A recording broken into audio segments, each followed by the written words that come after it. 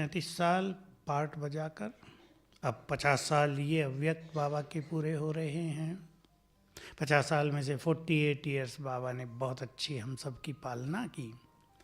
तो हम जानते हैं कि इसी तरह से स्थापना का कार्य पूर्ण नहीं हो सकेगा। 10-12 लाख ब्राह्मण बने हैं, बनने तो करोड़ों हैं। सतयुग के अंत तक की आबादी 2 करोड़ है देवताओं की, और बाद तक की तो बहुत है। तो इतने देवताओं की रचना, देवत्व उनको प्रदान करना, सभी को बाबा का संदेश देना, वो टीवी से ही नहीं मिल जाएगा। तो अब तीसरे पार्ट की जरूरत है, और वो बाबा की मुरलियों में आप सब अगर ध्यान दें उन बातों पे, उस दृष्टि से मुरलियों को सुनो तो सब आता रहता है, साक्षात्कार होते रहेंगे।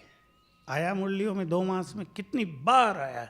बाबा तुमको कितना बहलाएगा, पहाड़ियों पर रखेगा, पता भी नहीं होने देगा विनाश कब हो गया, मगन रखेगा गोल्डन एज में, सूक्ष्म वतन में। सुना है ना सभी ने। एक और पाठ चलेगा जो अव्यक्त मुरलियों से स्पष्ट है, जो इस देव देवियाँ हैं जिन्होंने अपनी स्थिति को बहुत महान बनाया है, वो साक्षात्कार रूप में प्रत्यक्ष हो जाएंगी और उनके द्वारा बाबा साक्षात्कार कराएगा।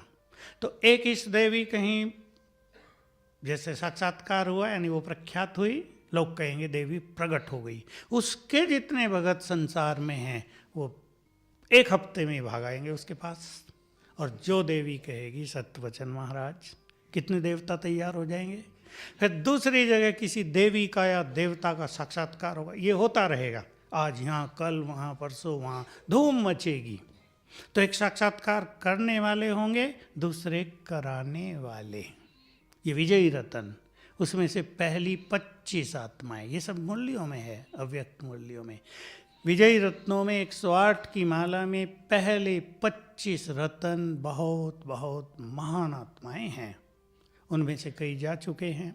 ये सब स्टेज पर आएंगे, गई हुई आत्माएं भी स्टेज पर आएंगी। ममा से भी हमारा मिलन होगा अवश्य एक बार, तब तो सारा विश्व उसे माँ कहेगा, जगदम्बा कहेगा। अभी तो उसे कोई जानता ही नहीं। बाबा को तो चलो जानते भी हैं बहुत लोग, ममा तो पूरी तरह लोप है। तो धूम मचेगी साक्षात्कार की। तो अब ये पाठ चलेगा, और दूसरा पाठ चलेगा, ये बहुत सुंदर पाठ होगा ना हम सब के लिए। हमें सेवा करना नहीं पड़ेगा, विंग खत्म हो जाएंगे सब, कॉन्फ्रेंस करने की ज़रूरत नहीं पड़ेगी। लोगों की लाइन लगेगी, इतनी भीड़ होगी कि ज्ञान सरोवर वाले रात को भी सोएंगे नहीं, रात भी दिन बन जाएगी। ये पहाड़ियाँ, क्या कहा बाबा ने, बिस्तर बन जाएंगे, सबकी अटैची को तकिया बनाएंगे, आसमान चादर हो जाएगा, रात तो रहेगी ही नहीं, रात नहीं रहेगी। इतनी लाइटिंग कर दी जाएगी, और आत्माओं की लाइट भी इतनी चमकेगी कि रोशन हो जाएगा संसार। लेकिन एक दूसरा पाठ यहाँ चलेगा, धर्मराजपुरी, साथ साथ वो भी जो खतरनाक होगा, वो मैं आपको नहीं बताऊंगा, आप डर जाएंगे, खुशी की बातें हो रही हैं। तो ये कई पाठ चलेंगे, आत्माएं क्लीन होती जाएंगी, सबको संदेश मिलेगा, टीवी से नहीं। अब मान लो मुस्लिम्स और क्रिश्चियंस टीवी पे हमारी बात सुन रहे हैं, तो सब थोड़ा ही मानेंगे। वो विश्वास करते हैं फरिश्तों में।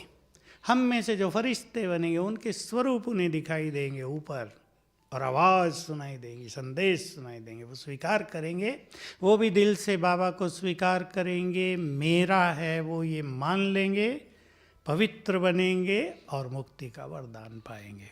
मतलब सब लोग एक बार बाबा के आबू तीर्थ धाम में ज़रूर आएंगे। आना तो है बाबा की मुरली में। आजकल में भी तो था कि इब्राहिम, क्राइस्ट, ये सब भी आज ही था, कल था, भारत में आएंगे जी। तो ये सब अपना अधिकार लेने यहाँ बाबा के पास ब्रह्मा भोजन भी खाने आएंगे जरूर। जी जी, ब्रह्मा भोजन भी खिलाना पड़ेगा। आपके हाथ का बना हुआ नहीं, भोजन। अमित खिलाएगा, मैं तो नहीं खिलाता हूँ, सुभाष है और डाइनिंग वाले ये सब खिलाएंगे। भ्राता जी, एक प्रश्न और सबके मन में जो रह जाता है, क्या अब बाबा के पाठ का यही स्वरूप रहेगा जो अब चलने लगा है, या हम वो उम्मीद और आशा रखें कि नहीं, जैसे हम बाबा से मिलते थे हम फिर से वैसे मिलेंगे? अब मैं गलत बात तो, आपको रिझाने वाली बात तो नहीं कहूँगा। मुझे तो स्पष्ट है कि बाबा का पाठ तो पूर्ण हुआ। अब हमें वतन में जाकर बाबा से मिलन करना है। वो पालना जिन्होंने ली अब वो पालना उनको दूसरों को देनी है। पालना लेके हम खुश हो गए, वाह हमने भगवान को इस तरह देखा, ये किया, मैं भी बड़ा आनंदित रहता हूँ। कल से मेरे मन में एक गीत जैसा ही बजता रहा है, वाह कितना सुंदर समय आया था हमारे जीवन में।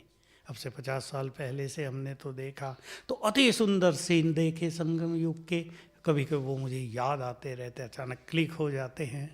तो लेकिन इससे काम नहीं चलेगा। अभी जो बाबा ने हमें पालना दी, वो पालना हमें दूसरों को देनी है। आने वाला समय 2020 से और 30, 11-12 साल, बाबा के वो महावाक्य आपको याद दिला दूं, आने वाले समय में सेवा उनके द्वारा होगी जिन्होंने अपने को सर्व खजानों से भरपूर किया होगा। उसमें जो नामधारी महारथी हैं उनका कोई स्थान नहीं रहेगा। आपके पास अशांत और पीड़ित लोग आएंगे। इसमें ये नहीं आप बड़े हैं या छोटे हैं, आपकी स्थिति क्या है। आपने दृष्टि दी, 2 शब्द बोले, उनकी पीड़ा हर ली, ये सेवा चलेगी। दृष्टि से, वाइब्रेशन से।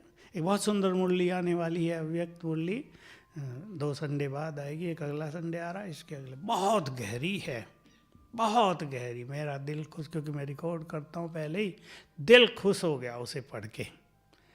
ग्लोब पर बैठ के सारे विश्व को दृष्टि दो। मैं सुनाता तो हूँ, पर आज उसमें विशेष बात ये थी, बाबा कह रहे थे सारे विश्व का चक्कर लगाओ। अब चक्कर लगाओ कैसे?